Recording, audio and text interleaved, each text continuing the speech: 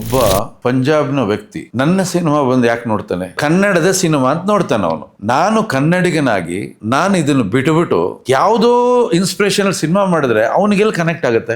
ನಮ್ಮ ಸೊಗಡು ತುಂಬಾ ಅದ್ಭುತವಾದ ಸೊಗಡು ನಮ್ದು. ಈ ಸೊಗಡಿನಿಂದ ಗಳಿಸಿದ ಯಶಸ್ಸೇ ಕಾಂತಾರ. ಪ್ಯಾನ್ ಇಂಡಿಯಾ ಮಾಡಿ ತಪ್ಪಿಲ್ಲ, ನಮ್ಮ ತನವನ್ನ ಪಕ್ಕಕ್ಕಿಟ್ ಮಾಡಕ್ ಹೋಗ್ಬೇಡಿ. 60-70 ದಶಕದಲ್ಲಿ ಕನ್ನಡ ಸಿನಿಮಾ ಬಿಡುಗಡೆ ಆಗುತ್ತೆ ಅಂದ್ರೆ ಹೊರಗಿನ ಭಾಷೆಯವರು ಬಂದು ಇಲ್ಲಿ ರೂಮ್ ಹಾಕೊಂಡು ಕಾಯ್ತಿರೋರು ಸಿನಿಮಾ ನೋಡೋದಕ್ಕೆ. ನಮ್ಮಲ್ಲಷ್ಟು ಸತ್ತು ಭರಿತ ಕಥೆಗಳಿದ್ದು, ಕಾದಂಬರಿಗಳಿದ್ದು. ಹಾಗಾಗಿ ಇವತ್ತು ಕೂಡ ಗಟ್ಟಿಯಾಗಿ ಉಳ್ಕೊಂಡಿದೆ ಕನ್ನಡ ಇಂಡಸ್ಟ್ರಿ. 22ನೇ ಇಸ್ವಿಯಲ್ಲಿ ವಿಷ್ಣುವರ್ಧನ್ ಅವ್ರು ಬರೋವರೆಗೂ ರಾಜ್ಕುಮಾರ್ ಅವರೇ ಹೀರೋ. ವಿಷ್ಣುವರ್ಧನ್ ಅವ್ರು ಬಂದು ದೊಡ್ಡ ಸ್ಟಾರ್ ಆದ್ಮೇಲೂ ರಾಜ್ಕುಮಾರೇ ಹೀರೋ. ಅಂದರೆ ಇವತ್ತಿನ ಜನ್ರೇಷನ್ ಆಫ್ ಫಿಲ್ಮ್ ಮೇಕರ್ಸ್ ಏನಿದ್ದಾರೆ ಅಥವಾ ಸಿನಿಮಾಗಳು ಮಾಡ್ತಿರೋಂಥವ್ರು ಏನಿದ್ದಾರೆ, ಈ ಒಂದು ವಿಷಯ ತುಂಬ ಗಂಭೀರವಾಗಿ ತೊಗೊಳ್ಬೇಕು ಅನ್ನೋದು ವಿಷಯ ಹೇಳ್ತಿದ್ದೀರಾ ಸರ್? ಅಂದರೆ ಗಂಭೀರವಾಗಿ ಖಂಡಿತವಾಗಿ ಹೇಳ್ತಾ ಇದ್ದೀನಿ ನಾನು. ಬಿಕಾಸ್ ನಮ್ಮ ಕರ್ತವ್ಯ ಸರ್, ಅದು ನಮ್ಮ ಧರ್ಮ. ಅದು ಈಗ ನಾವು ಈ ಮಣ್ಣಲ್ಲಿ ಹುಟ್ಟಿದ್ದೀವಿ, ಆಯಿತಾ? ನಮಗೆ ಒಂದು ಸಂಸ್ಕಾರದ ಚೌಕಟ್ಟಿದೆ. ನಾವಿಲ್ಲಿ ನಮ್ಮ ಜನನ ಆಗಿದೆ.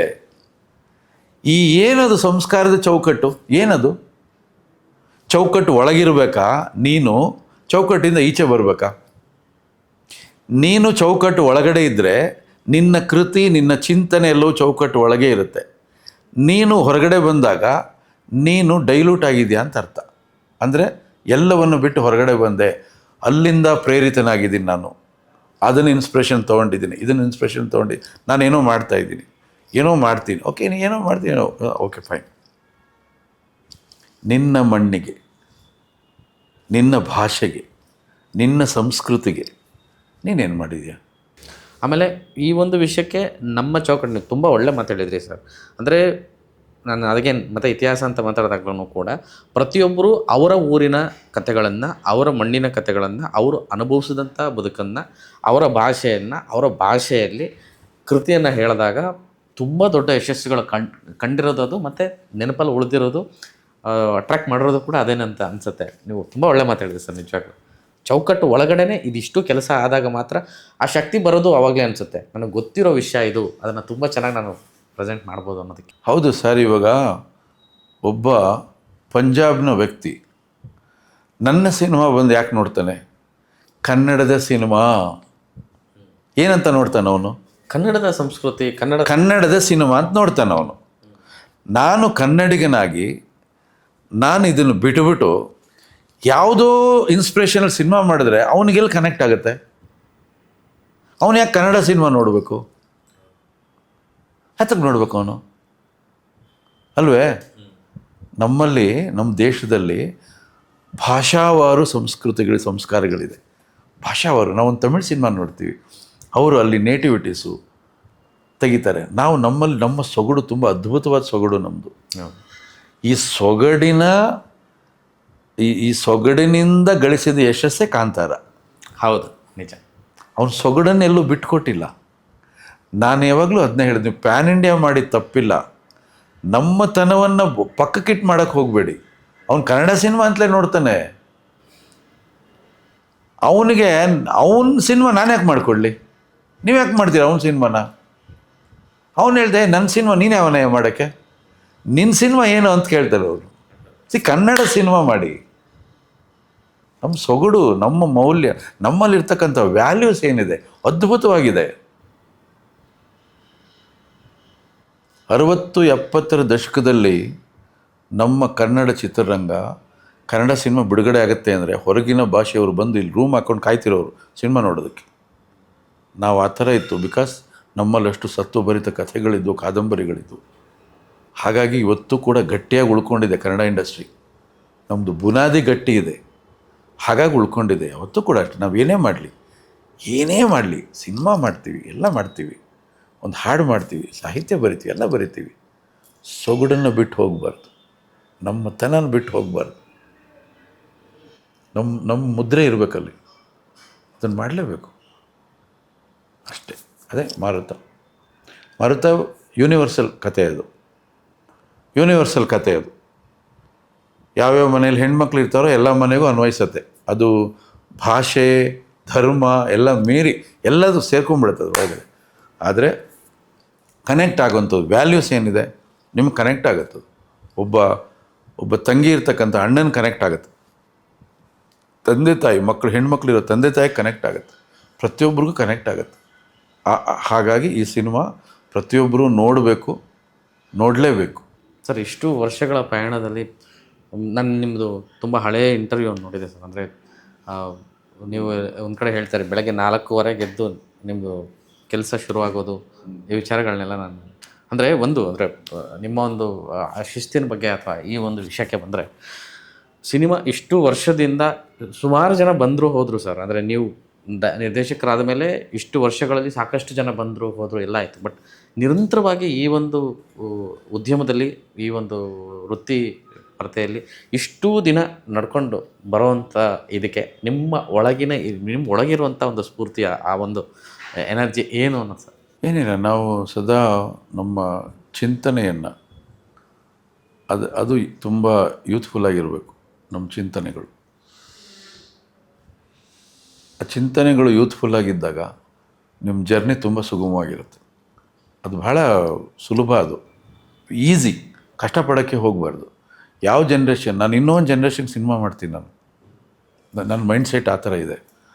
ಆಮೇಲೆ ಸದಾ ನಾವು ಚಟುವಟಿಕೆಯಿಂದ ಇರಬೇಕು. ಸದಾ ನಾವು ಈ ವೇಗ ಇದೆಯಲ್ಲ, ಇವತ್ತೇನು ವೇಗ ಇದೆ, ವೈಜ್ಞಾನಿಕ ಓಟ, ಆ ಓಟದ ಜೊತೆ ಒಳಗಡೆ ನಾವು ಓಡ್ತಾ ಇರಬೇಕು. ಇಲ್ಲಾಂದರೆ ಕ್ಯಾಚ್ ಮಾಡೋಕ್ಕಾಗೋದೇ ಇಲ್ಲ. ಹಾಗಾಗಿ ತುಂಬ ಬದಲಾಗಿದೆ. ನಾವು ಸಿನಿಮಾಗೆ ಬಂದಾಗಿದ್ದಂಥ ಸಿನಿಮಾ, ಇವತ್ತಿರ್ತಕ್ಕಂಥ ಸಿನಿಮಾ ಮುಂದೆ ಇನ್ನು ಅಯ್ಯೇ ಬಂದ್ಬಿಡ್ತು. ಇವಾಗ ಅಯ್ಯೇ ಬಂದ್ಬಿಡ್ತು.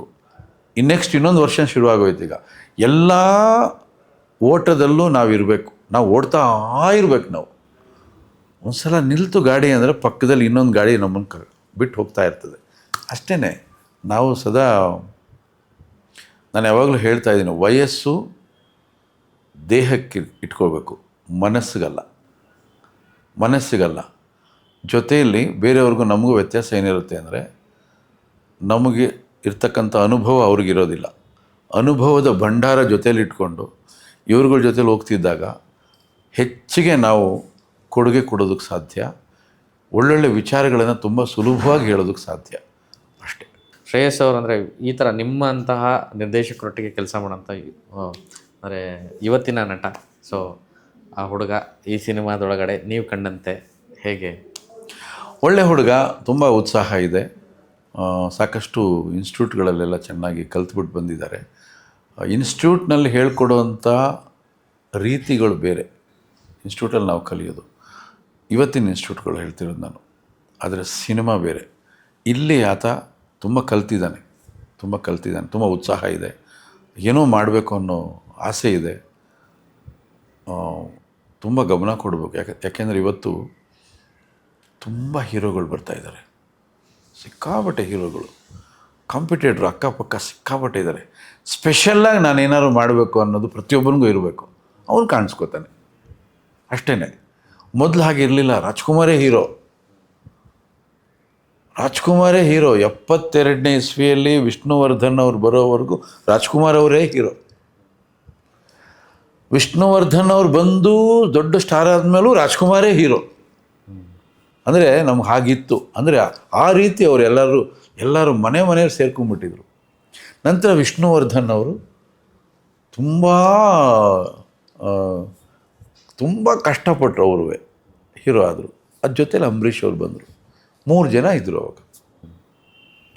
ಅದಾದಮೇಲೆ ಇನ್ನೊಂದು ಪೀಳಿಗೆ ಸ್ಟಾರ್ಟ್ ಆಯಿತು. ರವಿಚಂದ್ರನ್ ಅವರು, ಶಿವರಾಜ್ ಕುಮಾರ್ ಅವರು, ಶಶಿಕುಮಾರ್ ಅವರು, ಮಾಲಾಶ್ರೀ ಅವರು, ಇದೊಂದು ಪೀಳಿಗೆ ಬಂತು.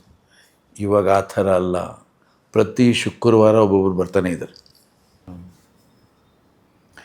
ಫ್ರೈಡೇಸ್ ಹೀರೋ ಆಗಿಬಿಡ್ಬಾರ್ದು, ಎವ್ರಿ ಡೇಸ್ ಹೀರೋ ಆಗಬೇಕು. ಅದನ್ನೇ ನಾನು ಎಲ್ರಿಗೂ ಹೇಳೋದು. ಹಾಗಾಗಿ ತುಂಬ ಡೆಡಿಕೇಶನ್ ಬೇಕು, ತುಂಬಾ ಡೆಡಿಕೇಶನ್ ಬೇಕು. ನೀವು ಎಷ್ಟು ತೊಡಗಿಸ್ಕೋತೀರಾ ಅದಷ್ಟು ನಿಮ್ಗೆ ರಿಸಲ್ಟ್ ಕೊಡುತ್ತೆ. ಇದನ್ನೇ ನಾನು ಶ್ರೇಯಸ್ ಅವ್ರಿಗೆ ಹೇಳ್ತಾ ಇರ್ತೀನಿ. ಅವ್ರಿಗೆ ಹೈಟ್ ಇದೆ, ಒಳ್ಳೆ ಫಿಸಿಕ್ ಇದೆ, ಡ್ಯಾನ್ಸ್ ಚೆನ್ನಾಗಿ ಮಾಡ್ತಾರೆ, ಫೈಟ್ ಅಂತೂ ಸಿಕ್ಕಾಬಿಟ್ಟೆ ಚೆನ್ನಾಗಿ ಮಾಡ್ತಾರೆ. ಪರ್ಫಾರ್ಮೆನ್ಸು ಹೇಳ್ಕೊಟ್ಟು ತೊಗೊಳ್ಬೇಕು, ಅವ್ರ ಹತ್ರ ಹೇಳ್ಕೊಟ್ರೆ ಚೆನ್ನಾಗಿ ಮಾಡ್ತಾರೆ. ಅದೇ ರೀತಿ ಇವತ್ತಿರ್ತಕ್ಕಂಥ ಬದ್ಧತೆ ನಿರಂತರವಾಗಿ ಎಲ್ಲ ಸಿನಿಮಾಗಳಲ್ಲೂ ಇರಲಿ, ಅವರು ಬೆಳೀಲಿ, ಉಳೀಲಿ, ನಮ್ಮ ಸ್ನೇಹಿತರು ಮಗ ಅವರು ಅಂತ ನಾನು ಹೇಳ್ತೀನಿ. Thank you sir. ಮಾರುತಾಗ ಒಳ್ಳೆಯದಾಗಲಿ, ಇನ್ನೊಂದಷ್ಟು ಸಿನಿಮಾಗಳು ನಿಮ್ಮಿಂದ ಬರಲಿ. ಮತ್ತು ನನ್ನ ಮೊದಲನೇ ಸಂದರ್ಶನ ನಿಮ್ಮೊಟ್ಟಿಗೆ ಭಾಳ ಖುಷಿ ಆಯಿತು ಸರ್ ಮಾತಾಡಿ. ನಮಸ್ಕಾರ ಸರ್. ಥ್ಯಾಂಕ್ ಯು, ಧನ್ಯವಾದಗಳು. ಸೊ ಇದು ಕಲಾ ಸಾಮ್ರಾಟ್ ಎಸ್ ನಾರಾಯಣ್ ಸರ್ ಅವರೊಟ್ಟಿಗಿನ ಮಾತುಕತೆ. ಮಾರುತ ಸಿನಿಮಾ ವಿಚಾರಕ್ಕೆ 21ಕ್ಕೆ ಸಿನಿಮಾ ಬರ್ತಾಯಿದೆ. ಇಲ್ಲ ಚಿತ್ರಮಂದಿರಗಳಿಗೆ ಬಂದು ಸಿನಿಮಾ ನೋಡಿ. ಅಂದರೆ ನಾನು ಅದೇ ಆಗಲೇ ಈ ಚರ್ಚೆಯಲ್ಲಿ ನೀವು ಕೇಳಿರ್ತೀರ ಕೂಡ. ಸೊ ಇನ್ಸ್ಟೆಂಟಾಗಿ ಬರುವಂಥ ಸಿನಿಮಾಗಳು, ಬಂದು ಹೋಗುವಂಥದ್ದು, ಆ ಒಂದು ಇನ್ಸ್ಟೆಂಟ್ ಮಜಾ ಕೊಡುವಂಥ ಸಿನಿಮಾಗಳು ನೀವು ನೋಡ್ತಾ ಇದ್ದೀರಾ.